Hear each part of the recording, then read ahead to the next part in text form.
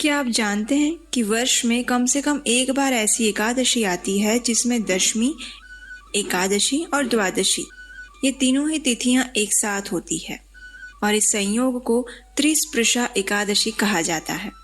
और ऐसे पुण्यमय संयोग वाली एकादशी अत्यंत विशेष होती है। लेकिन क्यों है ये विशेष? चलिए देखते हैं।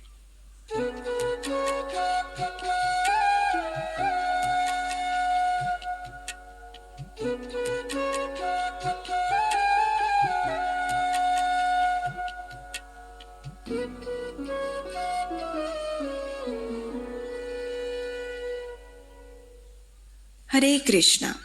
कूर्म पुराण में बताया गया है, यदि एकादशी तथा द्वादशी एक ही दिन आती है और रात्रि में त्रयोदशी भी संयुक्त हो जाती है, और अन्य शब्दों में कहें तो एक ही दिन या रात्रि में तीनों दिन संयुक्त हो जाते हैं, तो इस एकादशी को त्रिस्पृशा कहा जाता है। यह तिथि या दिन पाप नाशक बताया गया है। ऐसा ही कुछ हरि भक्ति विलास में भी कहा गया है। त्रिस्पृशा एकादशी में स्वयं भगवान हरि वास करते हैं। प्रत्येक भक्त भले ही वह निष्काम हो या सकाम, उसे त्रिस्पृशा महाद्वादशी के दिन उपवास करना चाहिए। और आपको जानकर आश्चर्य होगा कि सामान्य रूप से एकादशी के दिन तिल खाना वर्जित होता है, लेकिन यही एक ऐसी एकादशी है जिसमें विशेषकर तिल ही खाने की महिमा बताई गई है। चलिए इस संदर्भ में एक सुंदर पौराणिक कथा सुनते हैं। एक समय युधिष्ठिर महाराज ने भगवान श्री कृष्ण से पूछा, हे जनार्दन, माघ मास के कृष्ण पक्ष में कौन सी एकादशी आती है और उसका महत्व क्या है? कृपया इस विषय में विस्तार पूर्वक बताएं। भगवान श्री कृष्ण ने मंद स्मित के साथ पुलत्स्य मुनि द्वारा दालभ्य ऋषि को कही गई कथा कहना प्रारंभ किया। दालभ्य ऋषि ने अति विद्वान पुलत्स्य मुनि से कहा, हे मुनिवर, मृत्यु लोक का प्रत्येक प्राणी पापमय प्रवृत्ति में संलग्न है। उसे नरक की यातना से बचाने के क्या उपाय हैं? पुलत्स्य मुनि ने उत्तर दिया, हे महाभाग, माघ मास के कृष्ण पक्ष में आने वाली एकादशी को षटतिला एकादशी के नाम से जाना जाता है। इस समय मनुष्य को स्नान करके इंद्रियों को संयम में रखकर एकादशी व्रत का पालन करना चाहिए। पौराणिक समय में एक ब्राह्मणी रहती थी। ब्रह्मचर्य का पालन करते हुए वह भगवान की आराधना करती थी और व्रत उपवास का पालन करती थी, लेकिन कभी भी उसने किसी ब्राह्मण या देवताओं को अन्न का दान नहीं दिया था।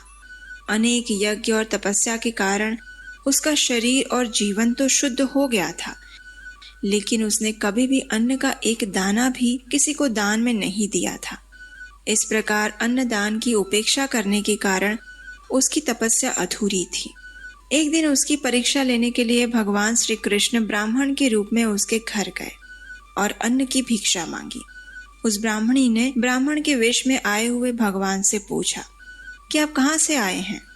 भगवान ने जानबूझकर कुछ नहीं कहा, इसलिए क्रोध में आकर उस ब्राह्मणी ने भगवान के भिक्षा पात्र में मिट्टी डाल दी। ये देखकर भगवान चुपचाप वहां से वापस आ गए। अपनी तपस्या और व्रत पालन से वह भगवान के धाम तो पहुंच गई, लेकिन वहां उसे संपत्तिहीन और कांतिहीन एक महल प्राप्त हुआ, जहां अन्न की या भोजन की कोई व्यवस्था नहीं थी।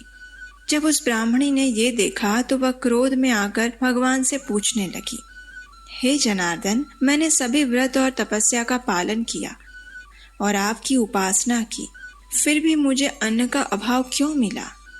ये सुनकर भगवान ने उत्तर देते हुए कहा, हे साध्वी, तुम अपने घर लौट जाओ। तुम्हें देखने के लिए देवताओं की पत्नियां आएंगी। उन्हें षटतिला एकादशी की महिमा पूछकर ही तुम दरवाजा खोलना, अन्यथा नहीं। ये सुनकर ब्राह्मणी वापस चली गई।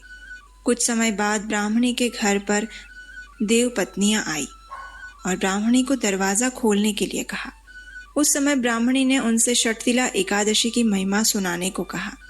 जब देव पत्नियों ने ये महिमा सुनाई तो उसके पश्चात ब्राह्मणी ने दरवाजा खोला और इस एकादशी का पालन किया, जिसके प्रभाव से उस ब्राह्मणी को अपने घर में धन, धान्य और सौंदर्य प्राप्त हुआ। इस प्रकार पुलत्स्य मुनि ने कथा के अंत में कहा, जो भी व्यक्ति इस अद्भुत षटतिला एकादशी का श्रद्धा पूर्वक पालन करता है, उसे वह सभी प्रकार की दरिद्रता, आध्यात्मिक, मानसिक, शारीरिक दुर्भाग्य से मुक्त हो जाता है। वास्तव में इस एकादशी का पालन करते हुए दान, यज्ञ और तिल के सेवन से व्यक्ति पूर्व जन्म के समस्त पापों से मुक्त हो जाता है और जीवन के अंत में आध्यात्मिक लोक को प्राप्त करता है। पुलत्स्य मुनि ने आगे बताते हुए इस एकादशी का पालन करने की विधि कह सुनाई, जो इस प्रकार थी। एकादशी के दिन पूर्ण पुरुषोत्तम परम भगवान श्री कृष्ण का स्मरण करते हुए भूमि को स्पर्श करने से पहले निकला हुआ गोबर एकत्रित करके उसमें तिल और कपास मिलाकर 108 पिंड बनाएं।